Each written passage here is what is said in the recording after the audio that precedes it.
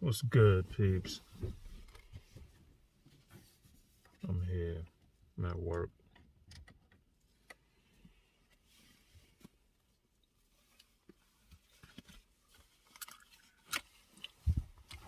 So let me share something with you real quick. Let me holler at you.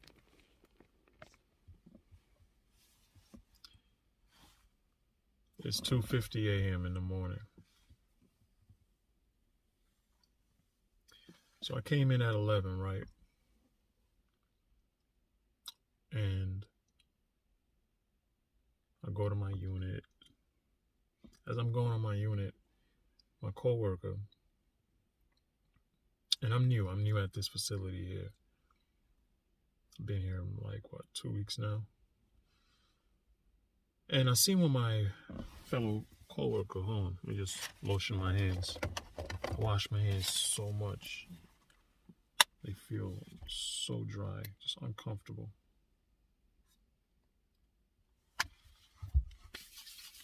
And I saw my coworker was just going down the hall, going in and out each room, checking each room. And, just checking on the residents.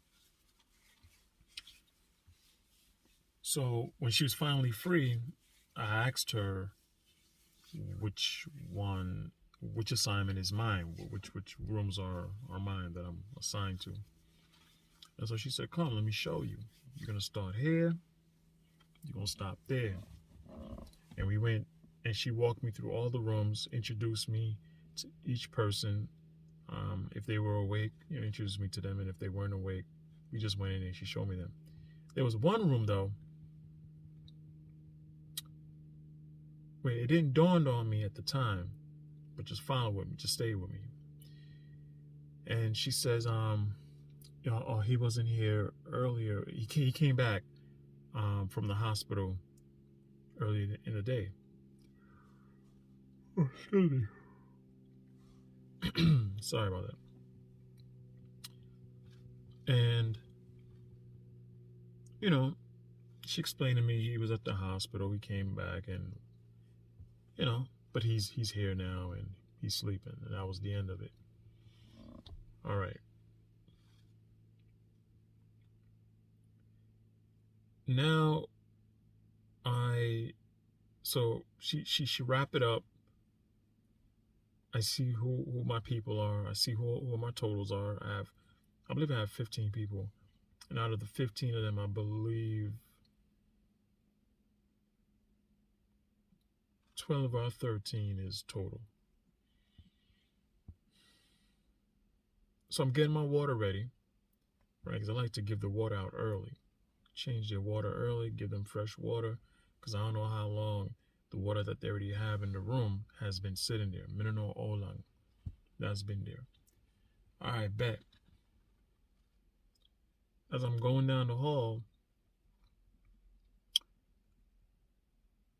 I smell something just awful, terrible. And I knew it was a bowel movement. And so I stopped in between two rooms, one on my left, one on my right.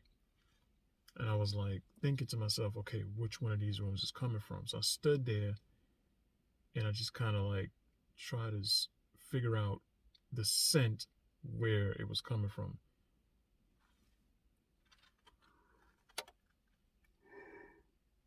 Oh, sorry. Let me take a drink.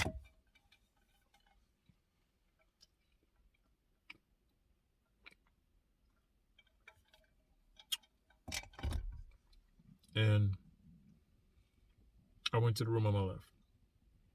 It was the room where she pointed and says, he was at the hospital earlier, he's back now, yada yada. But we had never physically went in that room. We went to all the other rooms. Physically went in there except that one.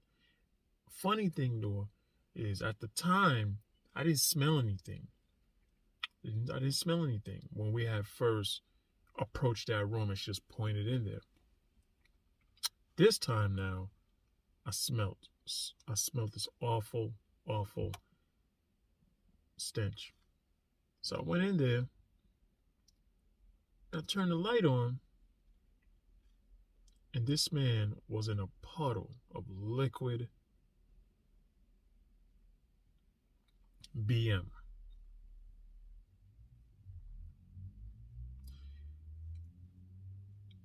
I I was flabbergasted. And I said to him, I asked him, "Hey, do you know that you soiled yourself?" And he said, "Yeah." So I says, he's with it. So everything is working up here. So I says, "Why didn't you ring your bell and ask for help?" And let me see if I remember what his response was. I think he had said,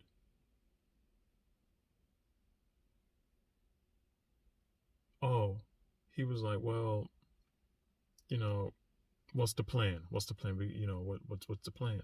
I said, "All right, the plan is I get some water, I get some washcloth, I get all that stuff, and let's just get it cracking." But inside of me, I was literally fuming, just livid, because then it hit me. This woman knew. She got here before me. And as I was walking onto the unit to get to the nurse's station, I saw her from a distance going in and out of each room. So she knew, right? And so, but she also knew that that assignment was not going to be hers. It was going to be somebody else. That somebody else is me. And that's cool. When I brought it to her attention about the state that he was in, she said, "Yeah, the same thing happened to her before. I don't know how long ago before it was, but she said she came in on the shift, and when she walked in, he was left on the bedpan. She can tell it was a long period of time because his waist had dried.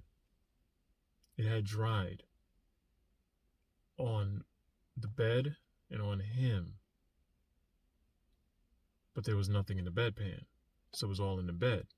So I'm like, wait, that's interesting because he had a bedpan next to him also right now, and it's empty, but the entire bed is just, and him and his linens and his gowns, it was just horrible.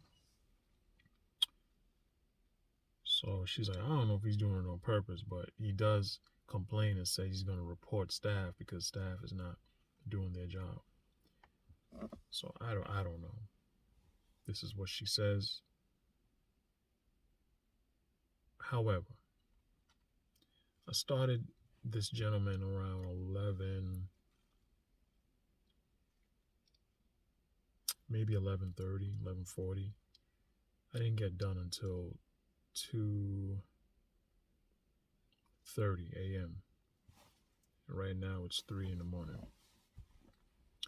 Remember I told you I have 15 people.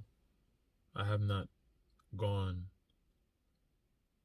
to do any rounds and any care on anybody else because I was with him all this time. Come to find out, he's like, "Look, just, I can get up and walk. Just help me get to the bathroom." I said, "Wait a minute, you can walk?" He's like, "Yeah." "So if you could have gotten out the bed, why didn't you just get out the bed and go to the bathroom?" He's like, "Oh no, this must have happened in my sleep when I was sleeping."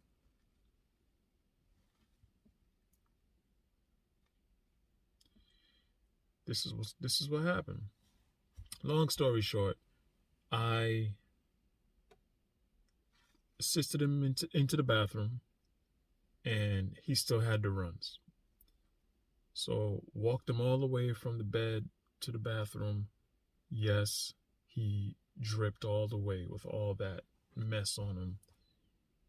Plus, he had wounds on the bottom of his feet and his toes. He had a couple toes amputated, diabetic. So he lost a couple toes, lost a couple fingers. It was interesting, man. I mean, his body's just in bad shape, man. Just in bad shape. So, I kept it together. Oh, let me turn this light back on. So I kept it together, and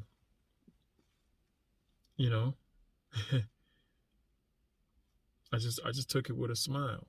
But internally, I was like, this is ridiculous. My fellow coworker, she didn't help me. She did not help me. She didn't offer to help me. She didn't ask me how I'm doing. She didn't ask me if I needed anything. And there was plenty of things that I need, because I was like, okay, I need another towel. I need another washcloth. I need the soap, and all them something there, and all them something there. And she knew what I was dealing with, because each time I would come out of his room to get another supply or, whatever, she wasn't too far away. She wasn't too far away from my room. She was like in another room. And, she can hear the conversation that we were having. And whenever I would come out, then she would, jump or position herself as if, she was super busy, which she wasn't. And I would have been finished this gentleman hours ago had I had the assistance, had I had the help. So neither she nor the nurse assisted me. And I just took it with a smile, yo. You understand? I just took it with a smile. Like Tupac said,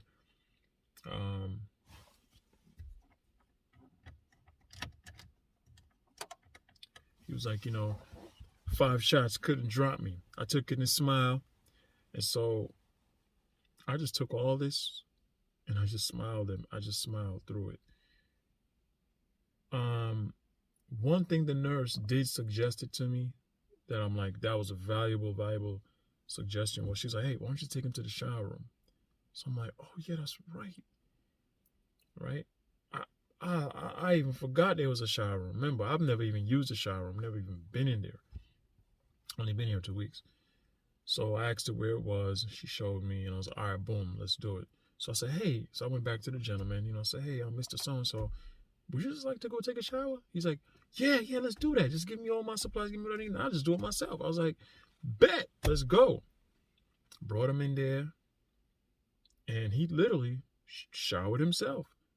I stood there, and I gave him his privacy, pulled the curtain, and I just, I stayed in there and just make sure he didn't slip and fall. Because remember, I told you he don't have a couple of toes on each feet. And, he washed up. And so when it was all said and done, he said to me, man, I feel brand new. I feel so much better. I haven't taken a shower in a while, and I'm sure, others are going to be happy because now I smell better. Listen, I'm going to wrap this up. This thing is going to shut off again, but I want to wrap it up before it shuts off one more time. That lets me know. So let me just do this. All right, here we go. So he said to me, look, if it makes you feel any better, for first of all, he says, so I said, how long you haven't taken a shower? He says, it's been 6 weeks. 6 weeks? I said, that's a very long time. He said, yeah, but I feel so much better. And if it makes you feel any better, I'm just grateful and thankful that you're here tonight, and that you are with me, and that you're my CNA. You're my CNA, and that you're helping me. You made me feel so much better, and just appreciate everything that you're doing. So if that makes you feel any better, like when you go home this tomorrow morning, you rest your head on your pillow, I want you to know that I appreciated everything you did. As much as I was annoyed inside, because I wasn't getting any help, and I did all this on my own. Plus, after he was done showering, I had to still go back in that room, wash the entire mattress because it had saturated down to the mattress. And I had to scrub and wash the mattress, wash the remote for the bed, wash down the side rails, the footboard of the bed, because there was blood on it, because he has, you know, an open wound on his toe. And now let me just say this, and this is the last one. That's the last time it's gonna go off for real, for real. And I did all of that, and you know, spread his bed, gave him clean linens, clean gown, of course. You know what I said? Nice him up, fresh him up, and cleaned up the room. And then I had to go into the bathroom, the one that's in his room, and I had to clean the toilet, the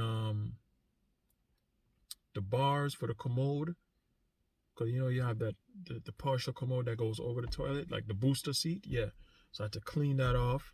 The only thing I just didn't do was the floors, from the bedroom straight to the bathroom, and you know, housekeeping is not here, so you know, they're gonna have to put in a request pronto. You know, housekeeping need to go up to that room first thing. But he's right. Him just being appreciative, it took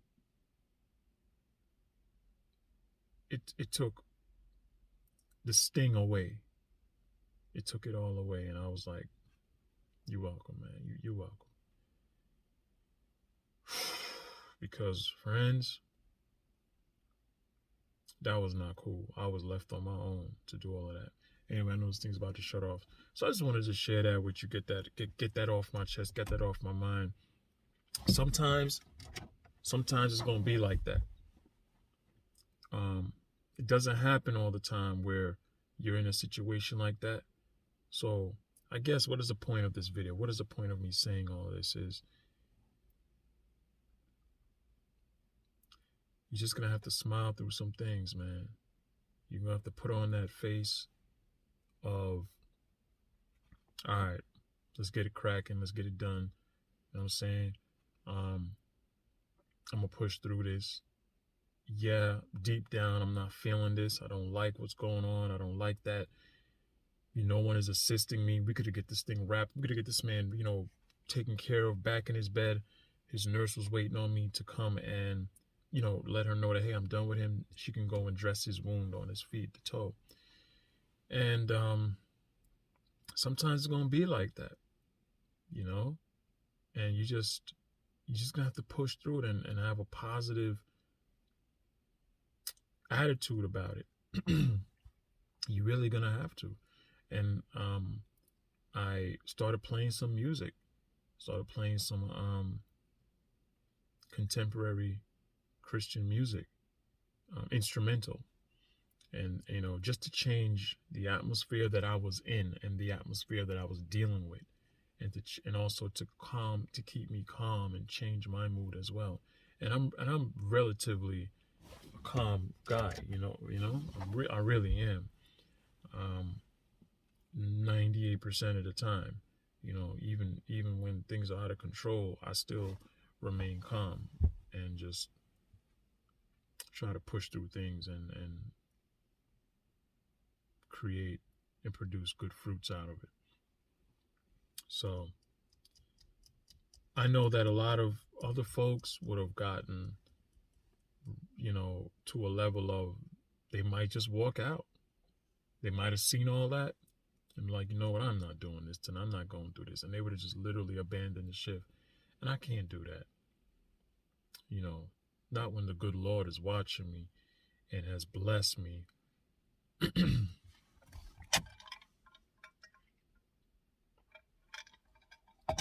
And, you know, bless my life, bless my family, and bless me with a job. I have a job. It's not perfect, you know. Being a CNA, a nurse assistant, an LPN, licensed practical nurse, RN, a registered nurse, working in the allied health field, it's not perfect. You know, we're dealing with human beings.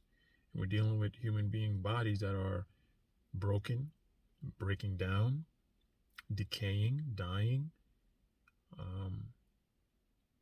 We're dealing with all kinds of different personalities and minds. And you're just trying to produce good fruit. Do we get paid justly? No. Let me just keep it a buck. Let me keep it 100 with you. No, we don't. But that's why a lot of folks, I mean, you can. It depends, though. It just depends on where you are. Depends on, are you, with a great organization, a great company, a great agency, which traveling agency work, they pay pretty well. But there's a trade-off, you understand? It comes with you being away from home. It comes with you moving and shifting and transitioning constantly. So you're not at a set location. It's a whole nother story. Not even gonna get into that. But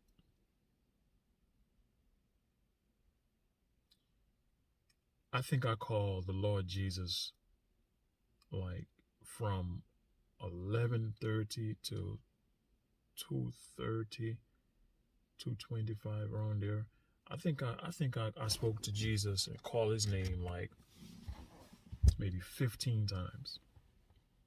I'm like, Lord Jesus, Jesus of Nazareth, Popa, Jesus, Father God, oh my Lord, Father, help me, Lord, help me, Lord. I mean, I just kept asking the Lord to please help me. And at one point I got so frazzled because there was just so much mess everywhere. And I'm like, okay, I need a few seconds to step back and analyze this and assess this, how I'm gonna do this. And I'm by myself doing this. You understand? And it's not like nobody, like my coworker knew, my charge nurse knew, and I just kept it together. And I thank God.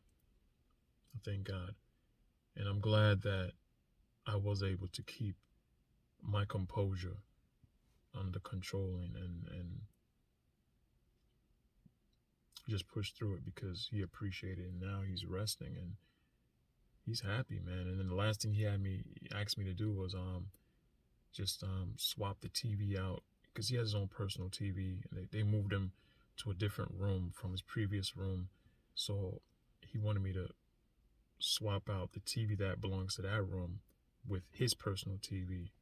And I did that for him, took it off the dresser, took the other one from the other dresser, put it on that main dresser, and, run the AV cable line, connected it to the back, and he was happy, man. When I pressed power, he said, oh, there it goes, and he was happy, and everything was all good, and he got into his pajama, and everything, and then I called the nurse, and she came in, and she took care of his wound. And when I was done, I said to the charge nurse and my coworker, I'm like, listen, I'm going on break. I'm burnt out. And he was only one guy out of 14 other people I have to go see before I clock out and go home. All right, y'all. That's it. Ain't nothing more to say.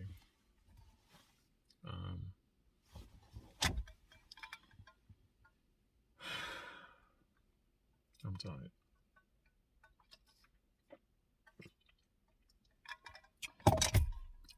All right, I'm out of here. Have a good one. Continue to live on purpose, godly purpose. Wait till the light. I'm gonna wait till the light, go out. Yeah, I'm talking till the light go out. Let's end it that way. So I'm thinking about making some videos. I'm gonna call them things that I wonder, or things that makes me wonder.